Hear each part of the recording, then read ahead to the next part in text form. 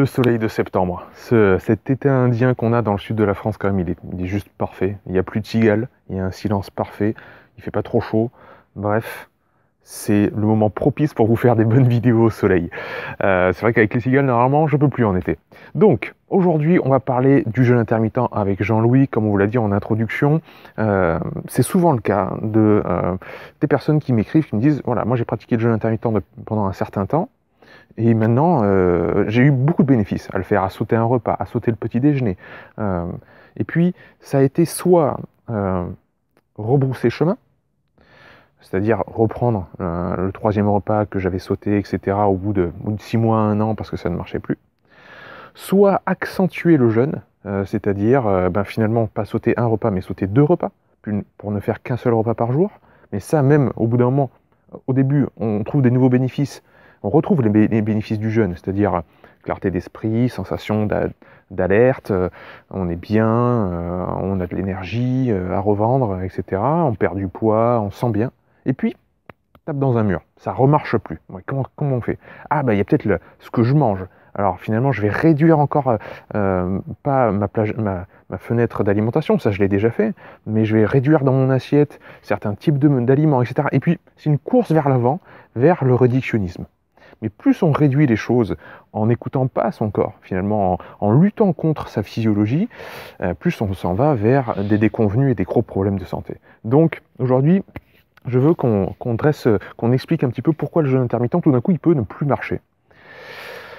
L'hormèse, comme je vous le répète de long en large, la loi de l'hormèse, cette voie naturelle qu'a un organisme vivant à se renforcer, elle doit répondre à certains critères.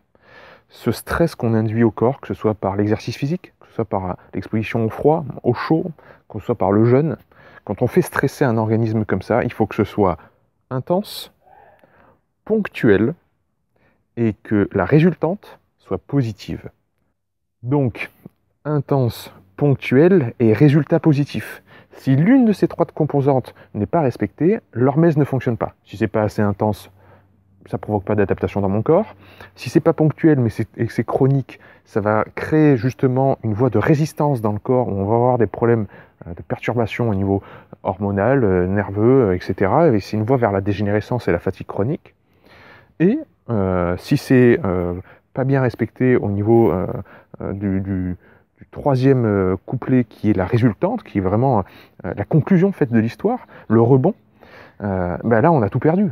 C'est-à-dire que si on fait tout ça, c'est pour que l'organisme s'améliore d'une certaine manière. Que ce soit pour prendre de la masse musculaire, perdre du poids, que ce soit pour se sentir mieux, pour avoir un meilleur mental, une clarté mentale, etc. Peu importe notre objectif, il faut que ça marche.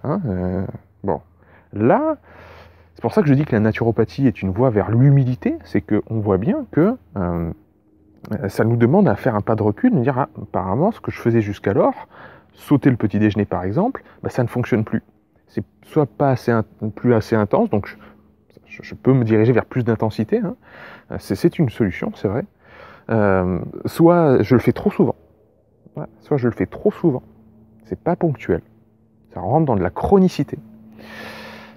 Et je vois bien que mes résultats, j'ai repris du poids, je suis fatigué, je suis frileux, etc. Donc voilà, c'est vraiment cette voie de l'humilité, ce pas de côté qu'on doit faire par rapport à toutes nos pratiques, que ce soit le jeûne ou que ce soit n'importe quoi, tout ce qu'on fait au quotidien. Donc ce qui se passe dans le jeûne, pour faire très simple, on a dans le sang, ça c'est un vaisseau sanguin, les canaux sanguins, voilà, artères, veines, capillaires sanguins.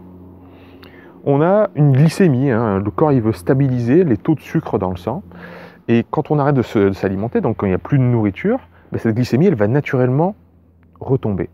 Donc ça c'est le petit 1, c'est l'étape 1, j'arrête de manger, ma glycémie descend dans mon sang. Ça crée une phase d'alarme dans le corps, c'est-à-dire que lui, le corps, il pense qu'à une seule chose, c'est la survie. Donc il faut qu'on ait une glycémie stable pour perpétuer l'espèce. Donc il met en branle une phase d'alarme, plein de mécanismes que j'ai souvent décrits sur cette chaîne pour pallier en fait à cette chute de la glycémie, parce qu'apparemment il n'y a plus de nourriture, on le prive de nourriture. Donc il faut aller chercher sa nourriture, il faut se rendre alerte à observer son environnement et passer à l'acte. passer à l'acte au niveau des neurotransmetteurs, ça veut dire sécréter de la dopamine. Ça veut dire se mettre en mouvement, simuler et stimuler l'organisme pour bouger. Et sur les souris, on fait souvent ces expériences-là qui ont été faites en laboratoire pour voir le rôle de la dopamine, par exemple. Si une souris, vous lui enlevez en fait les neurones dopaminergiques et que vous la privez en fait de dopamine, là où elle va habituellement chercher sa nourriture, elle n'ira plus du tout. Elle n'aura aucune motivation à se déplacer, ne serait-ce que d'une dizaine de centimètres pour aller manger. Sans dopamine, aucune recherche, en fait, aucun besoin de bouger. D'accord ? La dopamine, c'est pas seulement la motivation, c'est aussi c'est pas seulement la récompense, c'est aussi la motivation à vouloir plus. Okay ? Donc, phase d'alarme. Au niveau du cerveau, on a sécrétion de dopamine et de noradrénaline. La noradrénaline est sécrétée à partir de la dopamine. Et ça augmente notre focus. Comme j'ai dit tout à l'heure, c'est tout à fait logique. Il n'y a plus de nourriture, il faut que j'en cherche. Donc, clarté d'esprit. Et c'est ça qu'on retrouve dans le jeûne. Dans le jeûne, les premières fois où on le fait, on arrête de manger et le matin, on est « j'ai plein d'énergie, je me sens clair d'esprit ». Mais oui, c'est pas étonnant. Il n'y a plus de nourriture, donc le corps vous met alerte. Phase d'alarme quand c'est ponctuel.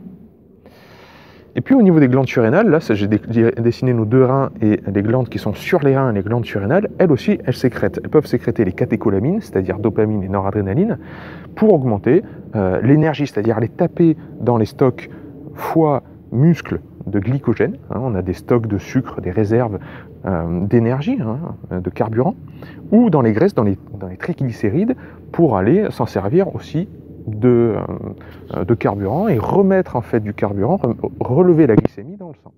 Okay ? Ça c'est la troisième étape. Le cerveau sécrète de la dopamine, nous rend alerte. Les glandes surrénales sécrètent aussi dopamine, noradrénaline, ce qui permet de mobiliser de l'énergie pour remettre en circulation du sucre ou plus largement du carburant. Ça, c'est quand les trois règles sont respectées. C'est ponctuel, c'est intense et je me sens bien, mon organisme, mes hormones, je laisse le système digestif au repos, donc mes hormones, l'insuline, le glucagon, l'hormone de croissance, tout le monde se régule, etc. Je deviens en meilleure santé, mon jeûne intermittent marche très bien. Mais si on abuse de la chose, que ce soit sur la chronicité, que ce soit à le faire trop souvent, à le faire trop intensément, à se priver, à réduire, etc., là, c'est là où le bas blesse. C'est là où on rentre en phase dite de résistance. Là, la phase de résistance, c'est-à-dire si ce stress qui est le manque d'aliments perdure, le corps va commencer à sécréter du cortisol. Que ce soit au niveau du cerveau, que ce soit au niveau des glandes surrénales, cette hormone, le cortisol, transforme la noradrénaline en adrénaline. C'est-à-dire le cortisol augmente, tout d'un coup, l'adrénaline dans le corps augmente. Et l'adrénaline, tout d'un coup, c'est vision tunnel, survie. Je ne pense qu'à une seule chose, c'est la nourriture. Donc tout d'un coup, si durant votre jeûne intermittent que vous faites habituellement, vous faites le 16-8, vous ne mangez pas le matin, si vous passez toute la matinée à penser à la bouffe, à ne penser qu'à midi, etc., dites-vous bien qu'il y a anguille sous roche. Alors qu'habituellement, ça faisait 6 mois, ça faisait 1 an, vous faisiez votre jeûne intermittent, vous étiez bien le matin, vous ne pensez même plus, au début, on ne pense même plus à la nourriture. J'ai pas besoin de manger, je suis bien, j'ai de l'énergie, je suis focus, etc. C'est une libération. Mais là, depuis quelques temps, le matin, ça le fait pas. Je suis obnubilé par des trucs, j'ai des sauts d'humeur, tout m'énerve, etc. Donc l'adrénaline circulante va devenir trop importante. Le problème, quand on a des molécules qui sont, comme les hormones, chroniquement élevées, le corps rentre en résistance, comme pour l'insuline. C'est-à-dire les récepteurs se désensibilisent. Au niveau des cellules, on a des récepteurs à ces hormones, neurotransmetteurs, etc. Mais le problème, c'est que si ils sont trop nombreux, les récepteurs ne captent plus au bout d'un moment, ils rentrent en résistance. Comme quand vous avez des démarchages téléphoniques qui veulent vous vendre, je sais pas, un truc, et au bout d'un moment, vous savez qu'il a cette personne-là, le démarchage téléphonique qui arrive toujours à 13h. Si à 13h le téléphone sonne, vous ne répondez pas parce que vous savez que c'est cette personne-là. C'est un peu pareil pour la résistance aux hormones. Donc, l'adrénaline, elle va, si elle est chroniquement élevée, désensibiliser vos récepteurs bêta-adrénergiques, c'est-à-dire les récepteurs à l'adrénaline de vos cellules. Ce qui va faire qu'on va pour retrouver cet état de bien-être et de clarté qu'on avait dans les premiers temps du jeûne intermittent, on va devoir user d'artifices pour augmenter notre adrénaline encore plus, pour retrouver ce « ah, je me sens bien », etc. C'est souvent le cas dans les gens qui font le jeûne intermittent mais qui finissent par abuser des stimulants comme le café. C'est-à-dire, au début, le jeûne intermittent, j'y arrivais bien, je buvais que de l'eau. Et puis petit à petit, il a fallu que je rajoute du café, du thé, des stimulants, des douches froides aussi, des bains froids, plein de sources de diversion pour augmenter mes taux d'adrénaline parce que j'étais de moins en moins sensible à l'adrénaline, donc il m'en fallait de plus en plus. Et ça, on le voit très couramment, on abuse en fait de choses comme les stimulants durant la matinée, enfin pendant voilà, là où vous faites votre jeûne.